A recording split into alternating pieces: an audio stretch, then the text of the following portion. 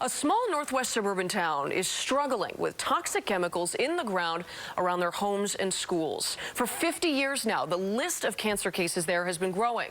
Tonight, an insider from one of the companies accused of causing it is speaking to CBS 2 investigator Dave Savini, continuing his year-and-a-half-long probe. So right now, what's your pain level? Like I said, about 9.5, and I'm wigglier than hell. I mean, Scott Carr, terminally ill at the time of this interview last year. Oh, I'm gonna have to bend over for a minute. Yeah. Okay, take your time. With tumors in his stomach, along with cancer, he believes came from the factory where he worked for nearly 30 years. What's going on with your liver? It's shot. Is there cancer there? Yes. Carr worked with metals and cleaning solvents at this wire company in the small town of Union, Illinois. His job, head of maintenance. He says he was exposed to chemicals and ordered to repeatedly dump toxic waste outside. What do you know about this chemical and what it does to people?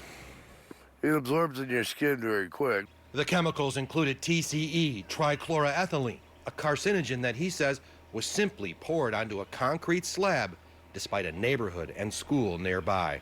You solemnly swear or affirm the testimony you're about to give is the truth, the whole truth, and nothing but the truth.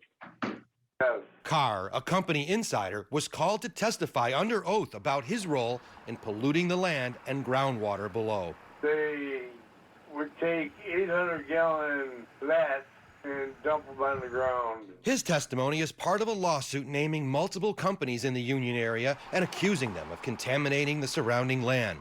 Carr told us he wanted to come clean, and the dumping was routine. So you estimate hundreds of gallons of this stuff was dumped every week? Yes. Does cancer live on this street? Every single house on this side of the street, on this block, every single house had a young person that ended up with cancer. Lynn Alvarez is suing the companies involved for causing her illnesses, including Central Wire, previously called Techalloy, where Carr worked, and this site, the Southern Cal Company. It later became Fibrotech, which has been demolished and remains fenced off. I've been diagnosed with breast cancer and also thyroid cancer. The companies fought to dismiss the lawsuit, but a judge ruled last month against that dismissal, and it is now set for trial in January of 2025. Lynn, a mother of 4, hopes she lives long enough to see her day in court. Chemotherapy, radiation, hormone blocker medication. What have these cancers taken from you? It took the mom out of me, if that makes sense. Even though I was there, my kids, laying on the couch, sick, no hair, no energy. Took my breasts, took my thyroid, took all my female parts. Now there are monitoring wells tracking chemicals near homes and the school she attended as a child. Were there other kids you went to school with that got cancer? Yes. She is just one of hundreds who attended the Evergreen School since the dumping started. What responsibility does the school have? Well, first of all, they have the responsibility of turning over the master class list. At the time of this interview, her lawyers were in a battle with the school district to provide a detailed list of all the former students there. School lawyers argued that information should be kept private. Why do you think it's important that they trace every kid that went to that school? So we could track anybody down and get, see how many cases of cancer compared to how many students went there. One of her schoolmates that got sick was Dana Harper. I then looked in the mirror and I saw a lump.